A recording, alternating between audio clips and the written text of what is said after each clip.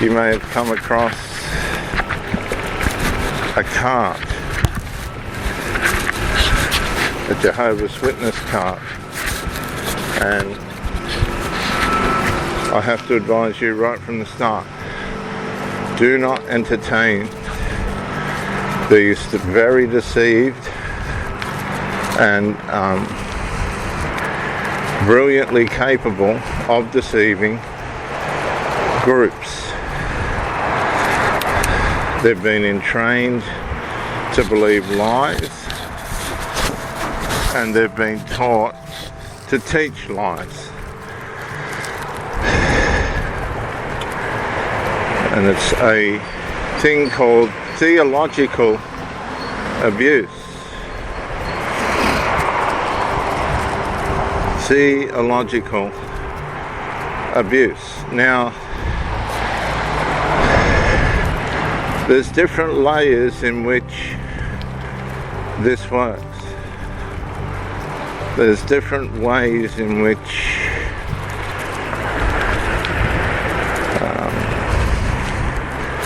you can be manipulated and controlled by these people. And the first one is fascination. They fascinate you with their propaganda, their theological lies. They fascinate you.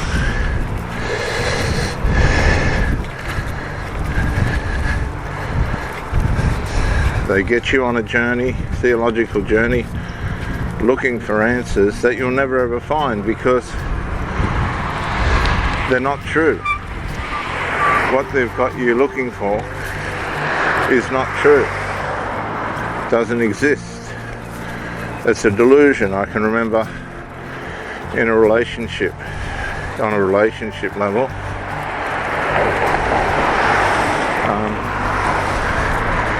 one of the sons wanted the control back over his mother, adult son. So he made up a fantasy which they all thought I was going to believe. I don't do fantasy, I don't do delusion. It doesn't lead anywhere except to nowhere. Let me just say that a bit more clearly. Delusions and things are roads which lead to nowhere. They put you in a time holding pattern. We're going around in circles trying to unravel, like the Jehovah Witnesses in theological abuse. In a relationship, you're trying to unravel somebody else's delusion, which wastes time. It's all time wasting. So just leave if you're in one of those situations where a family member or the person that you're with is trying to assassinate who you are through their delusions. So the Jehovah Witnesses will try and fascinate you with their theology. Then they're going to try and get you to invest, because they know once you start investing, you'll want a return. If you put time into something, you're going to want to try and get a return on the time that you've put in. So they get you to invest. Once you begin to invest, they know that's the first part of you being bonded, because they've got you on the journey of the road that leads to nowhere. This is what Jehovah Witnesses do, because nobody wants to be on the road to nowhere on their own. The more the merrier.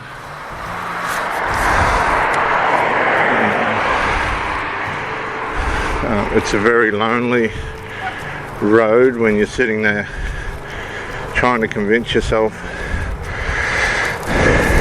and entertaining yourself with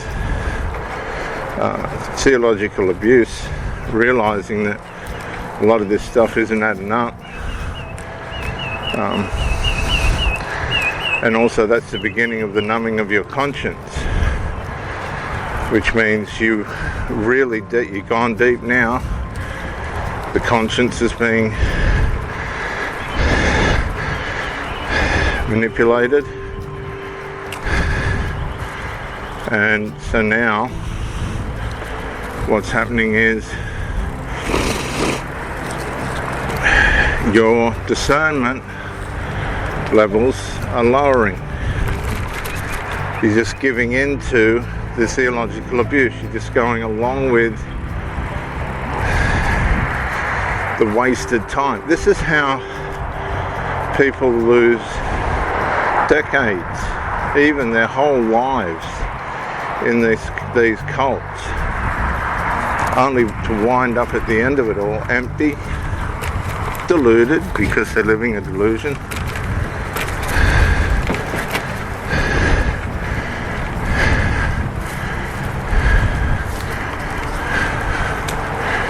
Empty, deluded, and disappointed.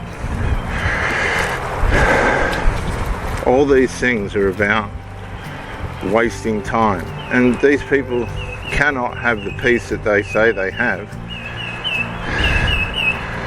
They just can't, because delusion doesn't bring real peace.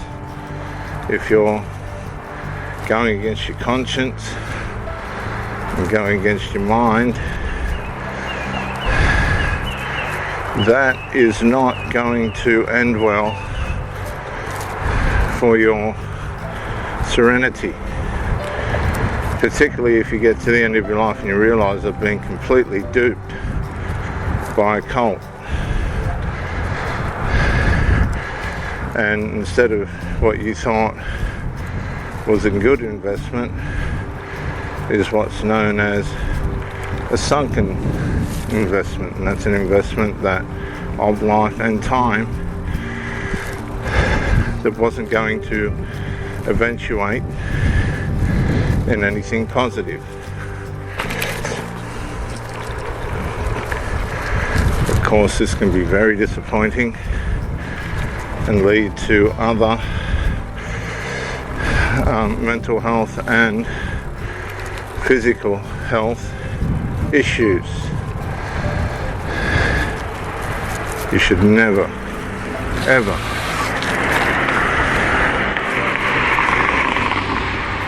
go against your conscience. So you've been intrigued, you've invested, and now you feel like you're a part of something that's bigger than everything else, until you get on the internet and there's all this stuff questioning and exposing the lies that you committed yourself to. Now, two things are going to happen. Either you're going to shut it down and stay stubborn, or you're going to wake up and go, oh my God, I've been deceived, extraordinarily deceived.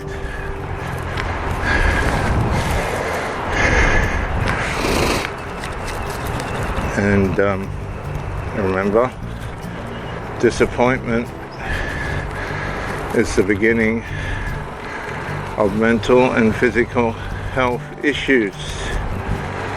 So once you begin to wake up, I advise that you confirm that you've been deceived through gaining information against your coerced way of thinking. You have to get your discernment back. That'll take time to get your conscience back and start listening to it again. And as you begin to realize that Jehovah Witnesses have completely, absolutely, completely and utterly lied to you and tricked and deceived you to get your money and to waste your time, my advice to you would be to micro-incrementally begin to disappear. Hold on to breaking away. Don't be influenced or led by guilt or shame back into the organization, because that's what they do. Leave. They'll shun you anyway to try and convince you to stay. And never ever go back, because once you've broken, like in a relationship, you've broken it, it's never quite the same if you go back.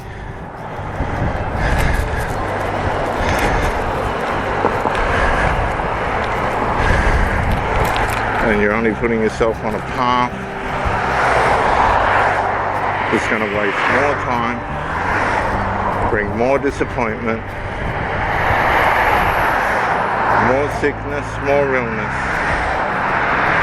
more sadness, more micro-incremental theological abuse, which leads to all other abuses and vulnerabilities, sinfulnesses, and most of all, never, never ever go back.